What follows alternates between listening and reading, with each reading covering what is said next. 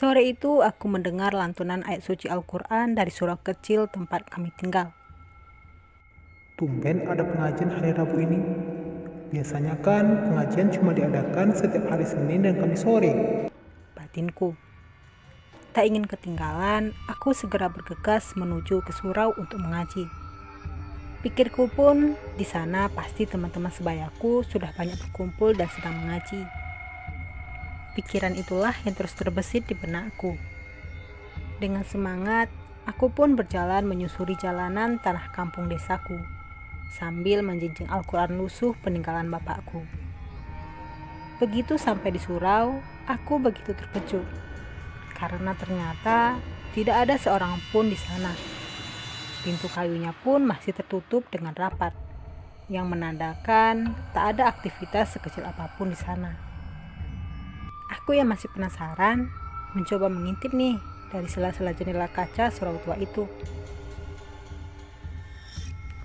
Dan lagi-lagi aku kembali dikejutkan oleh beberapa sosok putih yang berkelebatan. Di bagian soft perempuannya juga kulihat beberapa mukenah-mukenah yang biasa disediakan untuk jemaah wanita telah duduk tegak seperti ada yang sedang memakainya, lalu membentuk soft-soft seperti orang yang sedang pengajian.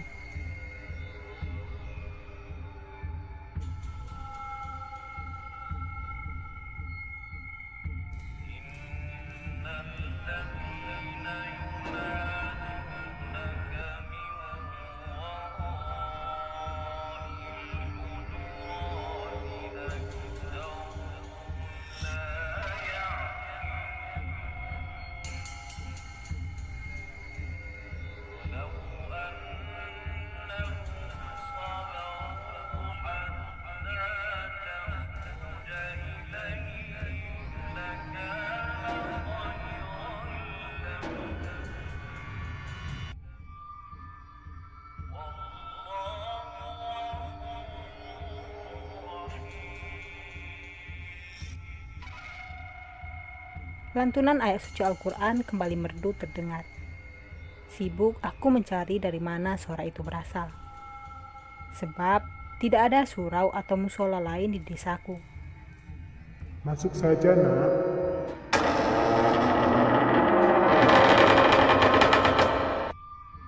Tiba-tiba pintu kayu surau itu pun terbuka dan terdengar suara laki-laki mempersilahkanku untuk masuk.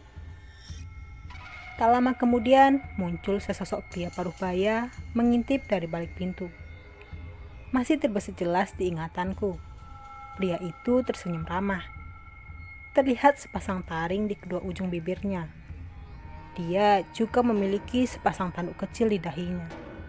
Ayo, Nak, jangan takut. Masuk saja. Tubuhku gemetaran. Ingin sekali aku berteriak minta tolong. Tapi saat itu suaraku tidak dapat keluar. Sosok pria itu semakin mendekat. Sampai akhirnya tubuhku bisa digerakkan kembali dan berlari sekencang-kencangnya pulang ke rumah. Semenjak mengalami kejadian itu, aku sakit dan demam selama 2 hari. Atau yang biasa masyarakat kenal dengan sawan. Setiap kali aku mengaji, pasti aku teringat kejadian itu. Sebuah kejadian yang tidak pernah aku ceritakan kepada siapapun. Pengalaman serupa juga pernah dialami oleh Bayu temanku. Seperti biasanya, di bulan-bulan Ramadan surau kami selalu ramai, dipenuhi oleh berbagai kegiatan keagamaan.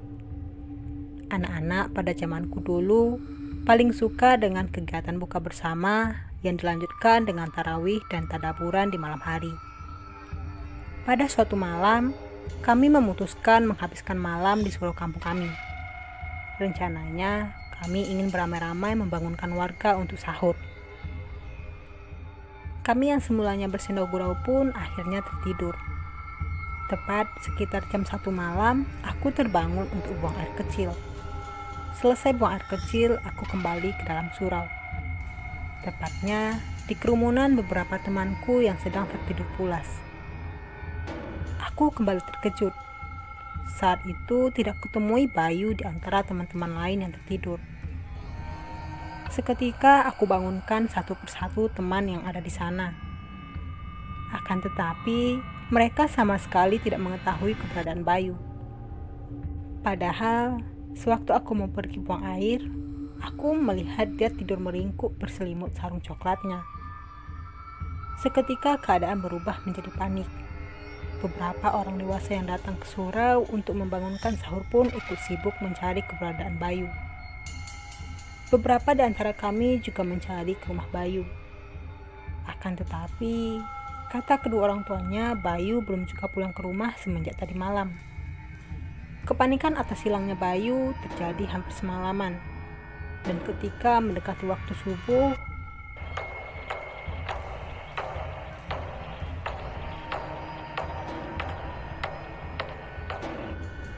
tiba-tiba beduk tua surau kami berbunyi keras dengan sendirinya.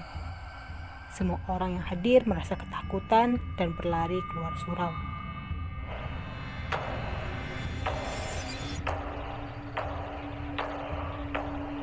Beduk itu kembali berbunyi tanpa ada yang menyentuhnya. Orang-orang yang hadir menyaksikannya pun segera melakukan doa bersama. Tak lama kemudian, tampak beberapa di antara mereka memberanikan diri membuka kulit penutup beduk tersebut. Seketika mereka sangat kaget dan terkejut. Setelah kulit beduk itu dibuka, mereka menemukan tubuh Bayu telah terkulit lemas di dalam beduk tersebut. Orang-orang yang hadir sempat heran. Bagaimana bisa Bayu masuk ke dalam beduk yang mana kedua sisinya tertutup rapat? Semenjak kejadian itu, banyak juga warga setempat yang mengalami atau mendengar kejadian-kejadian di luar nalar.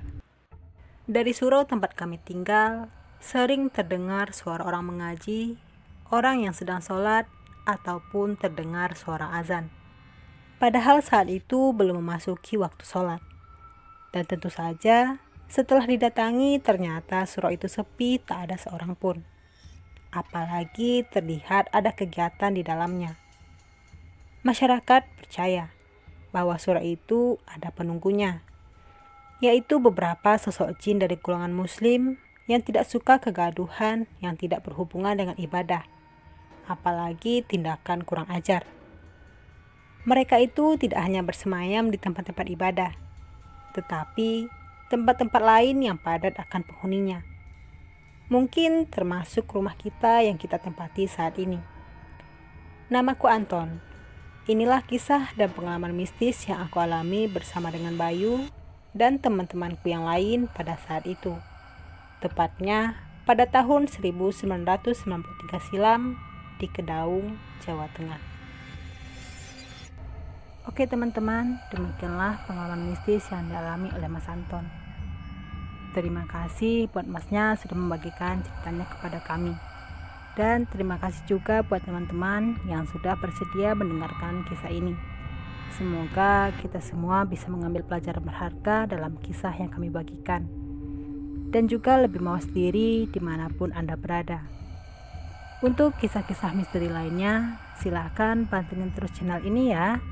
Dan jangan lupa untuk tekan tombol subscribe, like, dan share-nya agar kami lebih semangat lagi untuk membagikan berbagai kisah, pengalaman, dan kejadian horor yang penuh dengan misteri yang benar adanya dari berbagai narasumber. Jika teman-teman sedang mendengarkan kisah ini, pastikan lampu menyala dan tidak dalam keadaan sendiri, karena bisa jadi Anda tidak sendiri. Terima kasih, salam keramat, satu nyali tanpa jasad. Assalamualaikum warahmatullahi wabarakatuh.